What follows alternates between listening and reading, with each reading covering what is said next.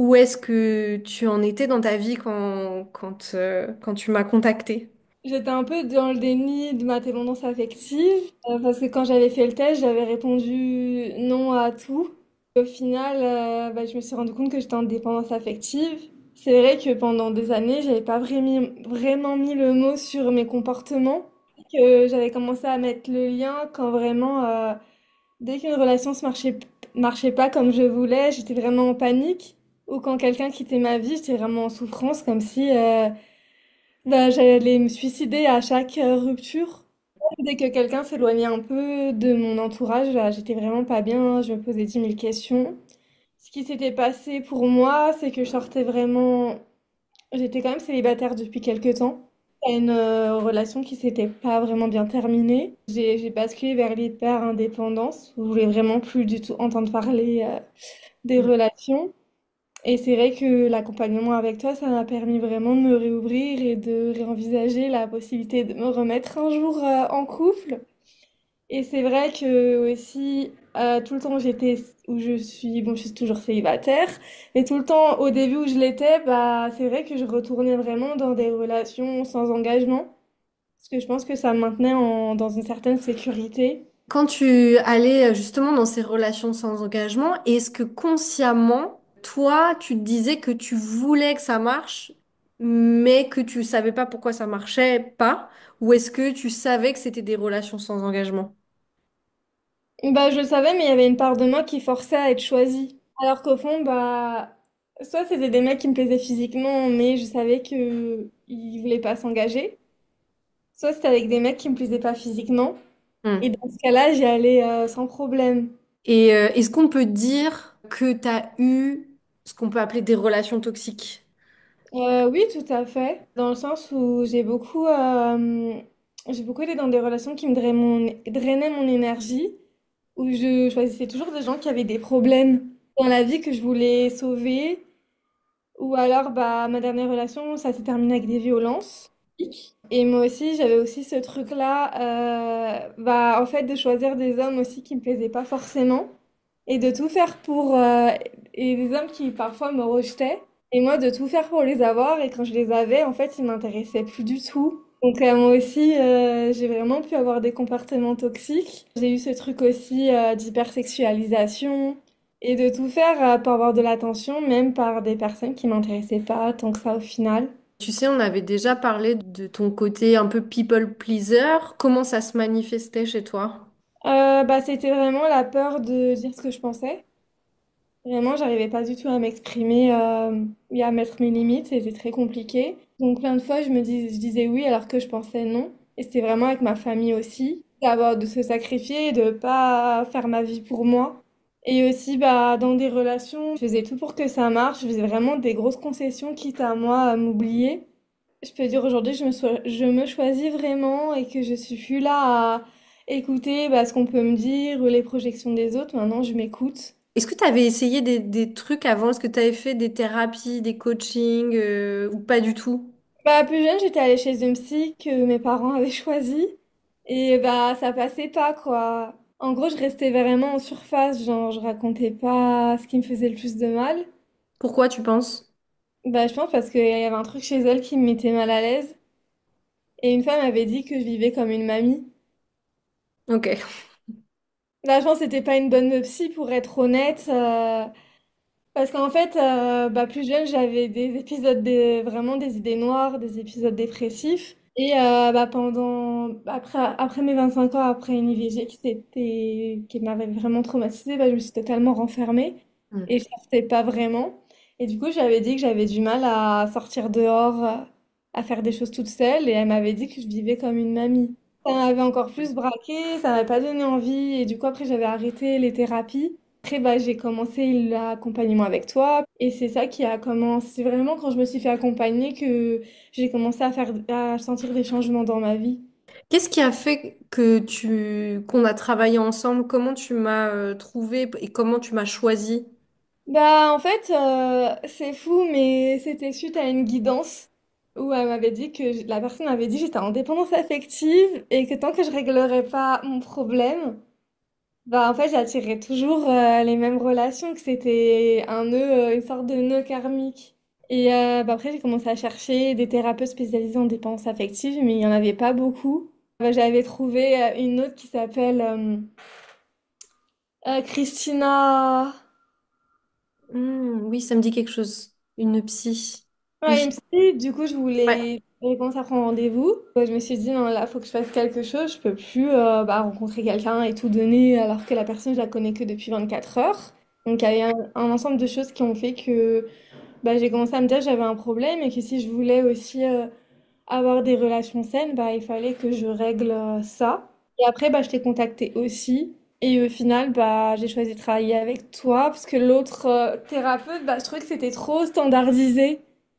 Ah, genre, mais je me suis pas sentie aussi. Parce qu'en fait, c'est une assistante à elle qui m'a répondu. Je me suis pas. C'est très bien, hein, mais j'ai pas senti que ça me correspondait et que je voulais vraiment être accompagnée en one-to-one. Du coup, bah, c'est pour ça que je t'ai choisi. C'est quoi les grands changements majeurs, en gros, que tu as vu dans ta vie depuis qu'on avait commencé? Quand j'ai commencé l'accompagnement, j'avais toujours des mecs qui gravitaient autour de moi. C'était pas du tout, qui avaient pas du tout des intentions sérieuses. J'entretenais des relations avec des personnes qui me plaisaient même pas, juste pour avoir un peu d'attention au final. Et donc ça, j'ai vraiment laissé tout ça de côté. Genre, j'ai vraiment bah, fait un gros tri dans les personnes qui gravitaient autour de moi pour faire de la place. Bah, maintenant, je pose vraiment mes limites avec ma famille aussi. Maintenant, je verbalise des choses bah, que j'accepte plus, quitte à ce que ça déplaise, alors qu'avant, c'était vraiment impossible pour moi. Et puis, bah, je vais bientôt déménager aussi. Donc, bah, c'était quand même des gros changements que j'osais pas faire. Et bah, là, je me suis remise dans le développement de mon activité.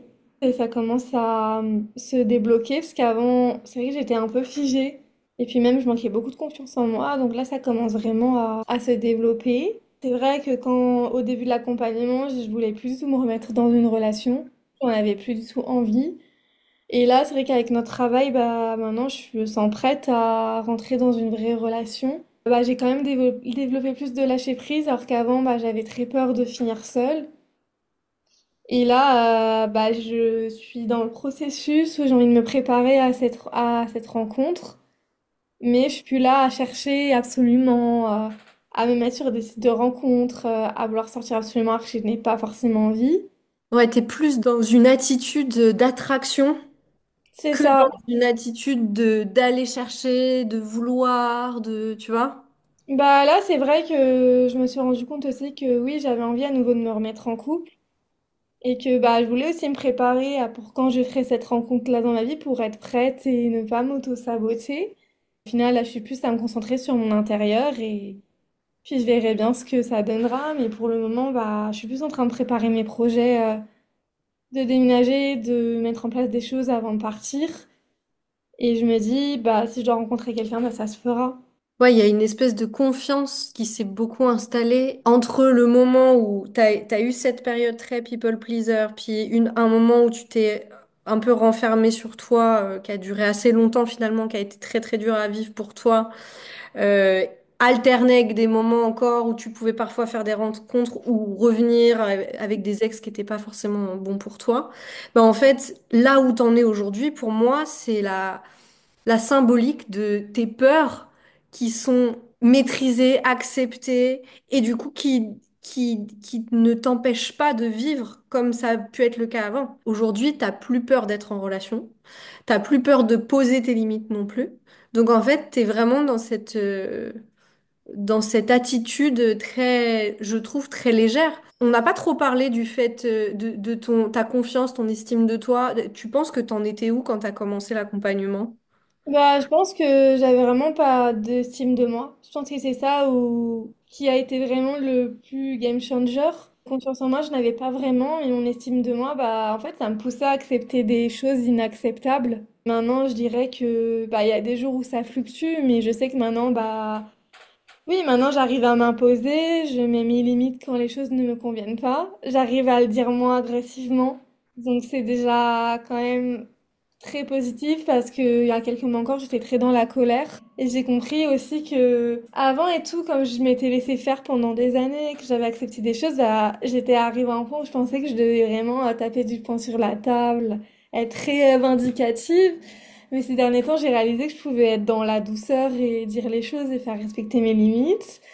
Et ça a été quand même un point positif parce que je me suis dit que j'avais pas besoin de me changer totalement pour me faire respecter. C'est encore une nouvelle révélation parce que je pensais que fallait vraiment être dans la dureté pour se faire respecter, que c'était que ça qui était valorisé, mais au final, bah, on peut être soi-même sans se faire marcher dessus. Donc c'était ça que j'avais du mal à comprendre au début et même ces derniers mois. Après, je pense que c'est un travail de tous les jours, d'avoir de l'estime de soi, de la confiance en soi, que ça se travaille tous les jours, mais bah oui, aujourd'hui, je peux dire que, en fait, c'est vrai que j'avais très peur de me retrouver dans des situations compliquées à nouveau, mais je sais que si ça me réarrive un jour, bah, je m'en sortirai très vite. Je perdrai plus autant de temps. Tu crois que tu as changé justement aussi ton rapport au corps, toi, ta relation avec ton corps? Bah, surtout qu'avant, j'avais beaucoup de problèmes avec la nourriture. J'avais des crises d'hyperphagie. Et c'est vrai que bah, ça m'avait vraiment fait prendre plus d'une vingtaine de kilos. Et là, j'ai quand même maigri et je maigris, j'ai l'impression que je maigris progressivement. Comme si mon corps, il était en train de se délester. Et pour ce qui est de l'alcool, en fait, c'est comme si depuis, bah, pendant 2 mois, j'avais arrêté de boire. Et quand j'ai recommencé à boire un verre ou deux, bah, c'est comme si ça m'écœurait. Et du coup, bah, je pense que c'est parti.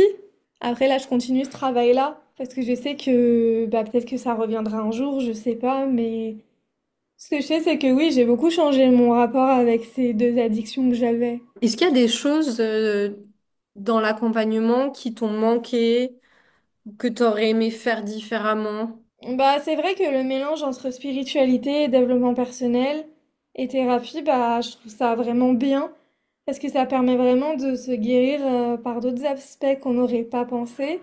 Je pense que c'était parfait pour moi parce que bah, j'avais besoin de ça aussi pour, je pense, acter le changement même dans mon corps.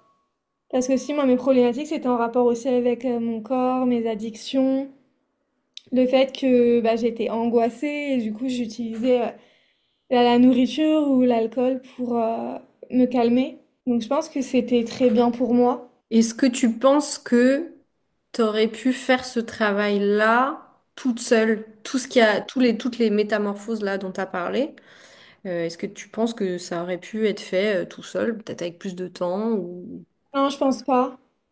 pourquoi? Parce que moi, il y avait quand même pas mal de choses à voir. Et je pense que si j'avais pas fait l'accompagnement, bah, je serais toujours en train de vouloir toujours satisfaire tout le monde et moi non. Et je réussirais pas à dire les choses comme ça aux gens sans crainte du rejet, alors qu'avant, c'était vraiment une épreuve pour moi de dire ce que je pensais.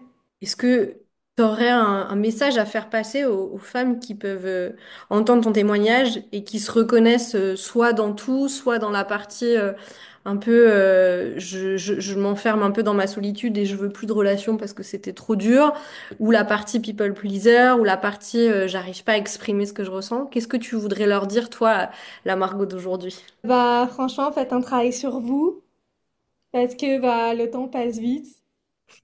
Et bah, vous voulez pas vous retrouver à 80 ans avec vos regrets. C'est beau. Et aussi, bah, j'ajouterais que bah, je pense que un travail sur soi, ça nous sert toujours. Et que bah, si on a des choses qui nous empêchent de vivre et d'être épanoui, il faut aller voir quelqu'un. Moi, cet accompagnement, il est ultra positif pour moi. Donc, prenez rendez-vous. Ouais, il y a un truc auquel ça me fait penser, c'est que tu as aussi changé de vie professionnellement, tu es indépendante, il y avait quand même une problématique matérielle, et malgré tout, tu as vraiment investi sur toi, parce que le prix de mes séances, c'est pas des séances de psy, ça coûte plus cher qu'un psy. Alors évidemment, c'est pas du tout le même travail, mais ça, c'est quand même quelque chose de très important dans ta motivation, tu vois, parce que t'as fait ce choix d'investir dans des séances qui sont pas données et ça paye. Bah, c'est vrai que comme tu as été aussi compréhensive à des moments où financièrement c'était compliqué et je me sentais pas jugée, du coup ça m'a beaucoup aidé à reprendre rendez-vous parce que je pense que si t'aurais été quelqu'un d'autre, c'est peut-être pas sûr que j'aurais poursuivi. Parce qu'au final, même si à un moment donné j'avais pris aussi une autre séance chez aussi une hypnothérapeute, bah au final c'était pour les addictions et ça m'a pas autant aidé que toi. Et vraiment, bah en fait dans son discours, je me suis un peu sentie jugée dans mon addiction. Et du coup, ça m'a pas. Je me suis dit, bah, dès que j'aurai l'argent, je reviendrai chez Émilie pour une séance. Mais comme quoi, ça compte d'être avec quelqu'un qui est à l'écoute. Surtout quand il s'agit d'addiction, de problèmes matériels, de rapport à l'argent, bah, c'est quand même un coût, quoi. Donc, mais après, c'est quelque chose, c'est une somme que je regrette pas d'avoir investi en moi. Hmm. Parce qu'au final, je vois que ça va me servir pour toute ma vie. Hmm. Donc l'investissement, il est pas si onéreux que ça. Parce qu'au final, parfois on se rend compte qu'au quotidien, on dépense plus dans des futilités que d'investir en nous-mêmes. Je pense que c'est important de se dire qu'on est notre propre projet.